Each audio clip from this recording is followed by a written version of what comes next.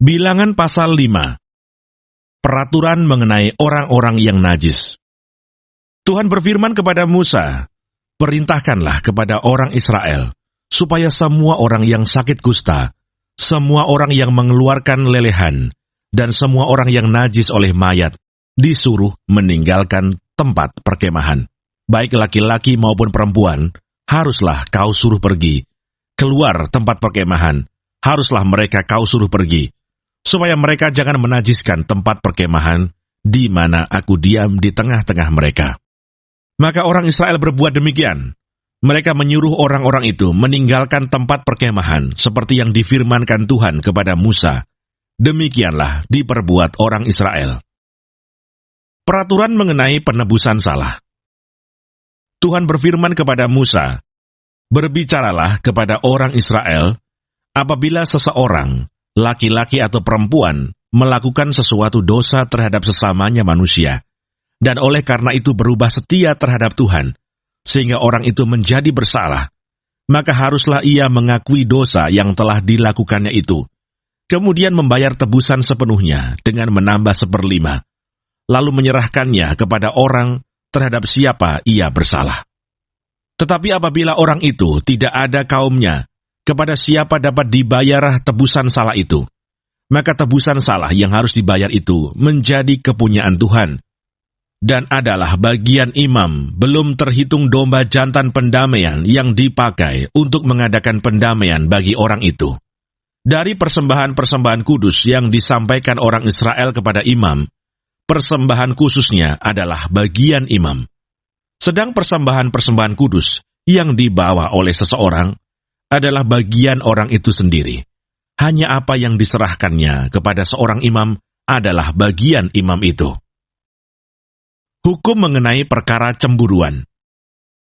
Tuhan berfirman kepada Musa, "Berbicaralah kepada orang Israel, dan katakanlah kepada mereka, apabila istri seseorang berbuat serong dan tidak setia terhadap suaminya, dan laki-laki lain tidur dan bersetubuh dengan perempuan itu, dengan tidak diketahui suaminya, karena tinggal rahasia bahwa perempuan itu mencemarkan dirinya, tidak ada saksi terhadap dia tidak kedapatan, dan apabila kemudian roh cemburu menguasai suami itu, sehingga ia menjadi cemburu terhadap istrinya, dan perempuan itu memang telah mencemarkan dirinya, atau apabila roh cemburu menguasai suami itu, sehingga ia menjadi cemburu terhadap istrinya, walaupun perempuan itu tidak mencemarkan dirinya, maka haruslah orang itu membawa istrinya kepada imam.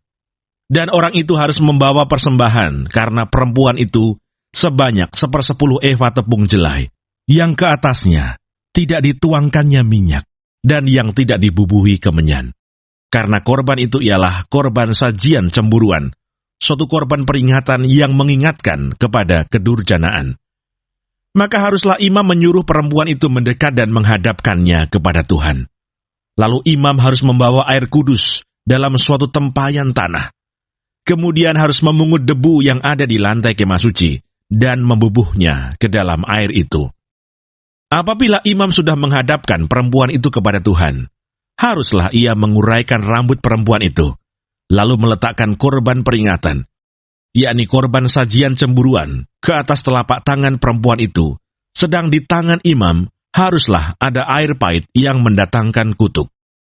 Maka haruslah imam menyumpah perempuan itu dengan berkata kepadanya, "Jika tidak benar ada laki-laki yang tidur dengan engkau, dan jika tidak engkau berbuat serong kepada kecemaran, padahal engkau di bawah kuasa suamimu, maka luputlah engkau dari air pahit yang mendatangkan kutuk ini.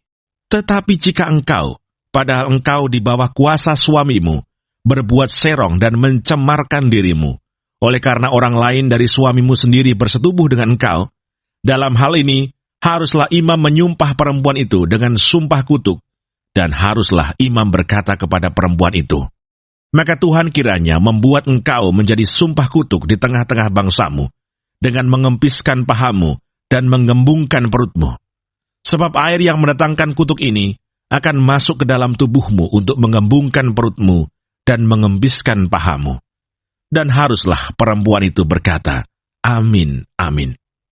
Lalu imam harus menuliskan kutuk itu pada sehelai kertas dan menghapusnya dengan air pahit itu.